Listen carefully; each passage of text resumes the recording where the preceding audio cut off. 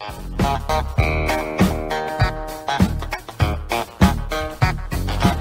we are back, and we are really pleased to bring on board with us right now one of the two new autograph gurus for PSA, Billy Corcoran. How are you, Bill? Hello, Hey, Bill. Tom, how are you tonight? Good. Say hi to Rico. Hello. Hello, Rico. How are Rico. you, sir? How you doing? Bill, Good. Just other than my voice not sounding good, I'm doing great. You sound good. What are you out in fantastic. Purely California? superficial. I hope it works out okay for No, you. you look great. You in California? I look great, yeah. I mean, sound great. No, he's in Tampa. Exactly. You in Tampa? Exactly. Yeah.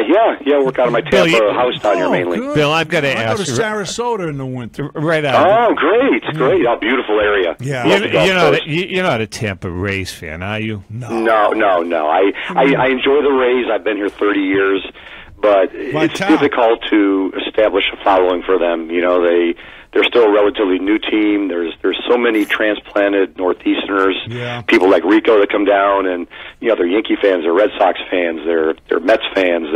It's you just don't have the longevity with the same team. You know, people like Rico played for the same team for forever. Brooks Robinson, Tony Oliva, and it's hard to get any loyalty sometimes to a team that just seems to change the roster every few days. But I am a fan. I am a fan just by being in the area. You have to follow them. You have to support them. Billy, why don't you tell? I was going to say, why don't you tell us about your responsibilities at PSA? Yeah, thanks. You mentioned me being one of the new guys. I am relatively new, although this past weekend we I just celebrated my 1-year anniversary with the company. So it's been a fast and very, very wonderful year. Now that's 1 year with PSA, although I've been involved in the hobby for over 40 years. I obtained my first autograph in person as a kid 47 years ago. So hopefully I have many more years with PSA.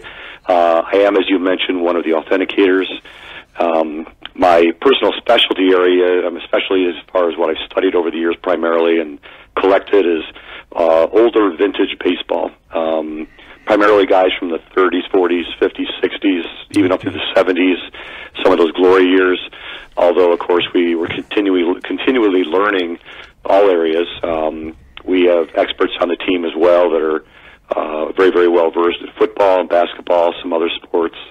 The real rare Hall of Fame kind of stuff, entertainment, historical documents, things like that. So together we form a very, very strong team, and I'm glad to contribute what I can as part of that.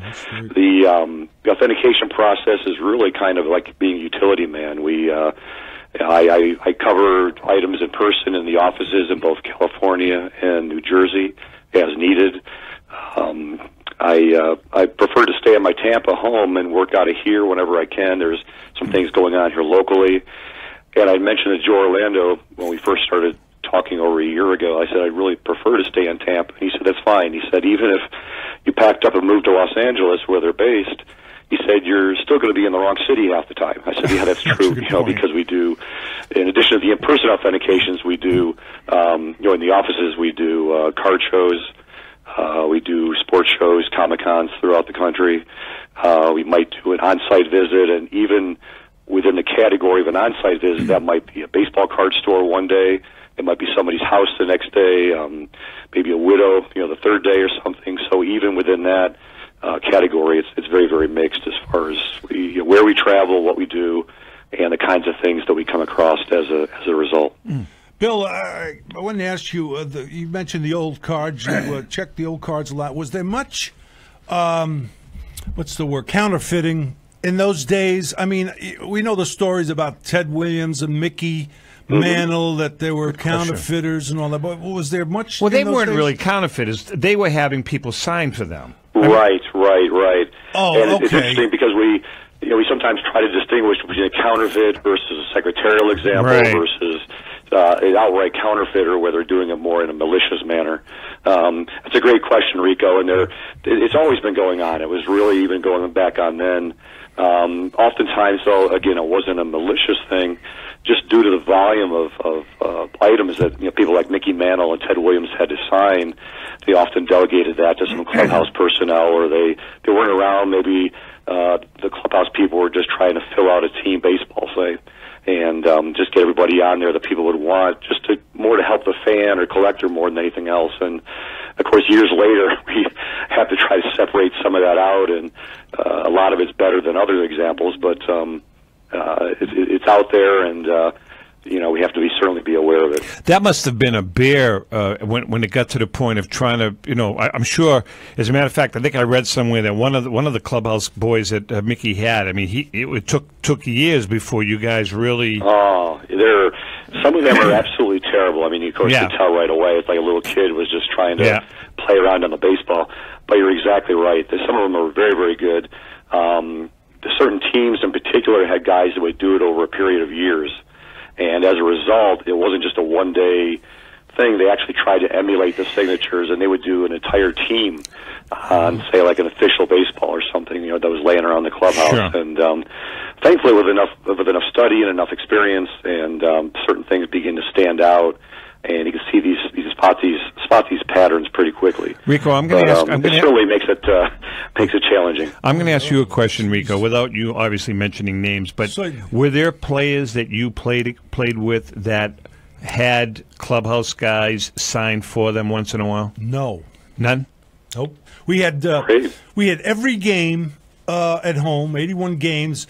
We'd come in, on the table was a basket with 24 balls. We had to sign it every single home game.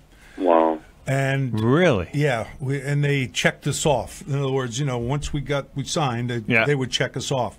And so there was nothing like that. None of that. I mean, not my autograph, but Karl Yastrzemski, Fisk, Rice, and those. So I'm going to ask you this. My follow-up question is: In all the years that you've been around baseball and you've seen your autograph a million times, have you ever seen yourself any fake Rico Petrocelli autographs? Nah, who the hell would do that? Are you kidding? No. Of course, part of that is it's very helpful, Mr. Petrocelli, that you've been a very gracious signer over the years too. And good point. So almost anybody that seems like they would want an item would certainly have access to you somehow. The fans have been wonderful. We appreciate that, and that certainly helps. Keep your market pretty clean, Last question for Billy. Yeah, I want to know, Bill, what's the most iconic piece you have ever authenticated in your career? Wow.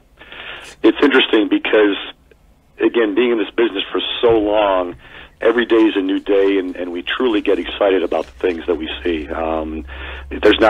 Every day we learn something new. Every week we see something new we haven't seen before, and even every few weeks, we still see something that, after all these years, that just gives me chills. I mean, it'll literally make the hair on my arm stand up because it's such an iconic or such a great piece of baseball. A couple of pieces in particular that come to mind is really the ones that really seem to hit me hard are really any kind of game-used jersey by any of the real greats. I mean, Ted Williams, Mickey Mantle. Yep.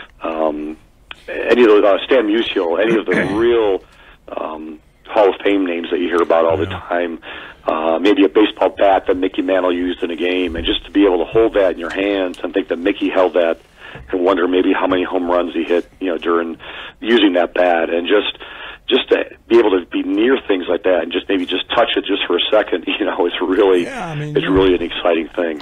Good point. We've seen some of the better pieces of memorabilia come down over the past year, and historical things and certain pieces of history, and it's just it's never ending, and it's never fails to amaze us and really keep our interest. Bill, we're gonna get you back. I want to get you back kind of on a semi-regular basis because we need a good autograph expert. So great. Well, thanks, Tom, and Rico, Bill, I appreciate that. I enjoy your show, and it's great. No, go ahead. You can finish up because I want to ask you if there are any card shows up in Tampa in the winter. Okay. You're killing me. There are some in the area. You're killing me. Unfortunately, the Southeast in general isn't quite the hotbed there's nothing for there. Trust me. Sports activity like the Northeast. So, Atlanta, Tampa, even Miami's been struggling in some ways. So I wish that we could say we had a lot of great shows down here. I think one year we tried having the national convention in Atlanta. Well, 2 years, I think, but it just didn't really work out that well. So I wish there was more here live. But again, pretty often I'm able to travel to the major shows all over the country with PSA, which kind of fulfills that need that I have. So okay, Billy. All righty. Bill, take Bill, care. thanks for taking Thank the you time. so much, guys. All Tom, right. Rico, I appreciate it, guys. Thanks for having me on. Billy Corcoran from PSA. Okay, let's bring Brian back.